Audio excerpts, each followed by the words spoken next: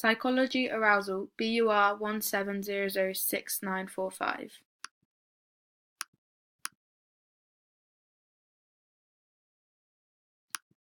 So, arousal is the state of being physically and mentally alert, awake, and attentive. Arousal levels of an athlete can vary from low to high, and then an optimum level is where all athletes should aim to be. Attention span and concentration of an athlete can be determined on what level of arousal they are feeling. If an athlete has a high level of arousal, they will have a narrow attention span. For example, if a netballer has a narrow attention span and a high arousal, they may be so focused on catching the ball, they may forget how close their wall is in the sports hall and end up crashing into it. This could cause injury on the player and could lead to them being aggressive towards the game because they've injured themselves and may feel embarrassed that they've crashed into the wall. Low arousal will mean the athlete has a broad attention span. For example, a footballer may be in a low arousal phase and mistake their own player for the opposition and pass them the ball.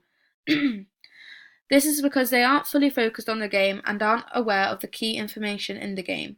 They will be aware to their surroundings as their arousal is low.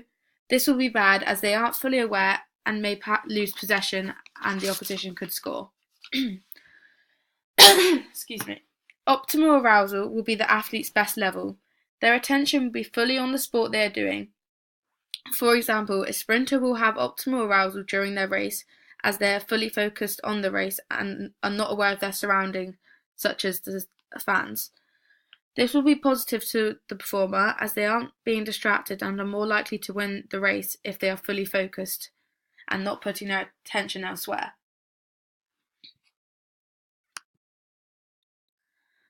Then I'm going to move on to the theories of arousal. First theory is Hull's drive theory. The graph here shows the athlete's performance against their level of arousal. A positive correlation on the graph with performance means that as performance increases, so does arousal. This theory is true for para events such as shot put, as their arousal will increase their performance level, meaning they throw the shot put better. This would also be correct for a weightlifter and a bench press. This is because having high arousal means they aren't aware of their surroundings and are beginning to become aggressive towards the game, making them have more anger. However, this theory is invalid. For example, if an athlete such as an archer had high levels of arousal, their performance would decrease. They would be less focused and have less accuracy, therefore this is invalid towards them because they would end up shooting the arrow incorrectly. Then I'm going to move on to the inverted U. This theory also shows how an athlete's performance is affected by arousal. At low arousal, the athlete's performance will be low, but as their arousal increases, the curve will increase up the graph because their performance will increase positively. As the curve moves downwards towards over-aroused,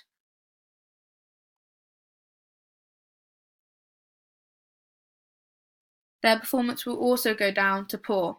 This creates the inverted U. This theory is better than the Hull drive theory as it takes into consideration the over-aroused phase and brings performance down, whereas the drive theory keeps increasing the athlete's performance even when they hit over-aroused. The optimal level of arousal is the best phase for an athlete. For example, if a sprinter is in the optimum level of arousal, they are more focused and less likely to be distracted, increasing their chances of winning. This graph can also be seen for different athletes. This graph shows different types of athletes and how arousal affects them at their stage. Beginners will have low arousal when performing and have low performance levels as they're new to the sport and miss key information about it, therefore reducing their performance levels. A beginner in netball will have low arousal because they aren't used to the surroundings, such as if there was a defender in their face and the crowd are loud, they may become nervous and make mistakes because they forget the techniques, therefore decreasing their performance level. As the graph moves on to intermediates in an optimum level of arousal, it shows how their level of performance is at is at a medium level. They aren't at elite level, and therefore don't perform at a full level, meaning their level of arousal is lower than elite. Intermediates don't ever go into full and over arousal, as they aren't as aggressive or competitive, whereas elites start at an optimum level of arousal and can move up to over arousal during their performance. An elite performer will have aroused experiences which will make them more used to the surroundings and setting. If an elite performer becomes over-aroused, they will become stressed or aggressive, meaning they may perform negatively, like missing a close-range shot. However, if this occurs, they can revert back to their dominant behaviour because they are used to the skill and techniques in the sport. Whereas if an intermediate athlete becomes over-aroused, they may forget their techniques as they are new to the sport, and beginners, and just end up playing badly the whole match. Then we can move on to different sports or different skills. This graph shows how different sports have and require different levels of arousal. For example, golf will require low levels of arousal to give them a high performance level. This is because in golf an athlete has to be calm and concentrated to get an accurate shot. A medium level of arousal will be efficient for sports such as football or rugby. This is because the athletes will have to be focused but aware of their surroundings in case of an oncoming opponent. However, some sports require high levels of arousal, such as weightlifting. This is because they need to be at a narrow attention phase so they can lift the weight with their maximum power and force. Then I'm going to move on to the catastrophe theory. The catastrophe theory shows how different athletes play with their level of arousal. An elite athlete will start at a high performance level, phase A. When a performer hits the section, they will have a high cognitive and somatic anxiety, causing the catastrophe. For example, a footballer having high anxiety and stress, causing them to miss the penalty. This performer may retain this stress and anxiety, maybe leading to them having frustration. They will then decrease in performance levels and will miss the easy shots and mess up passes. This is shown in B.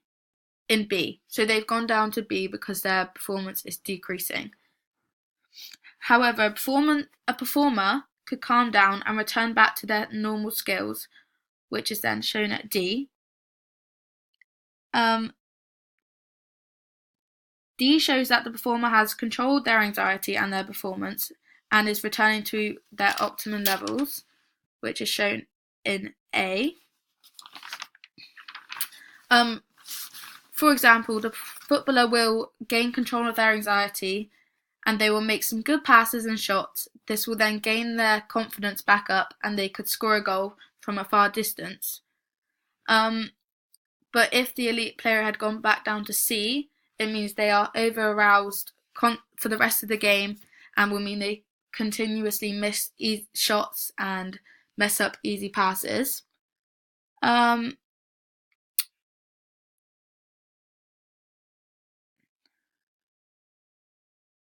Elite athletes are more likely to return back to D because that's their dominant behaviour and they are familiar with the skills, whereas non-elite may retain at C as they are less experienced.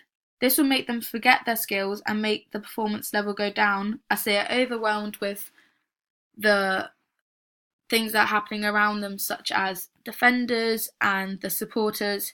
Therefore, they get overwhelmed and forget the skills that are needed to perform the sport, and therefore go down to C.